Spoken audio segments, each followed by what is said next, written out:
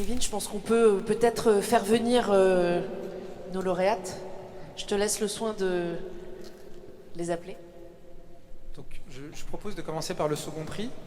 Donc un prix de 7 000 € qui a été décerné au projet porté par Madame Desnoyers sur une plateforme de nutrition dédiée à l'obésité.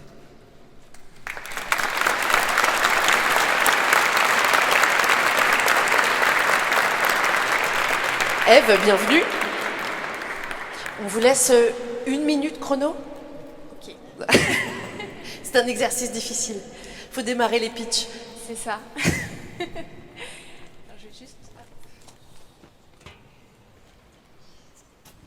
Alors, tout d'abord, je voulais vous dire que dans ce grand lieu, je me sens toute petite, mais à la fois très fière du coup d'avoir reçu ce 2e prix. Et donc, je souhaitais dans un premier temps remercier.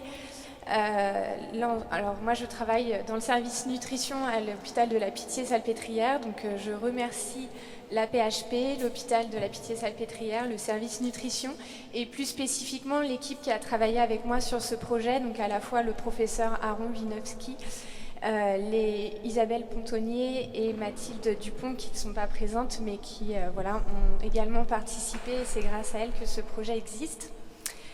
Donc pour ma part, moi je suis coordinatrice du centre spécialisé obésité Île-de-France Centre auquel appartient du coup l'hôpital de la Pitié. Je voulais également remercier aussi la DRI, donc la Direction de la Recherche et de l'Innovation, l'Alliance, pour ce 4e Challenge Innovation. Et donc, ma problématique, c'est qu'en fait, dans le service, on reçoit des patients en situation d'obésité et on constate pour un bon nombre d'entre eux qu'ils ont des problématiques avec leur comportement alimentaire. Dans le service, il existe des ateliers d'éducation thérapeutique du patient. Seulement, ces ateliers, ils posent une problématique spatio-temporelle. Ils ne peuvent pas accueillir un nombre infini de personnes et donc seuls 80 patients profitent de ces ateliers chaque année.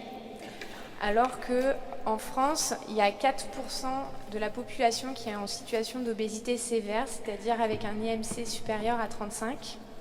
Et parmi eux, plus de la moitié ont une problématique d'alimentation émotionnelle ou ont suivi de nombreux régimes restrictifs qui ont engendré des perturbations sur leur comportement alimentaire et ils ne peuvent pas bénéficier de ces ateliers.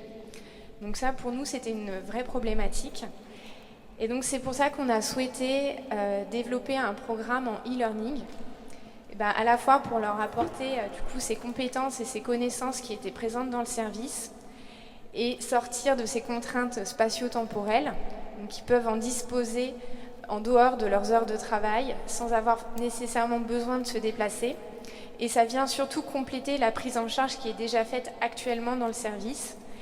Et donc, grâce au prix, on va pouvoir déployer ce projet et faire profiter du coup beaucoup plus de patients de toutes ces connaissances qu'il peut y avoir et compétences dans le service. Merci beaucoup.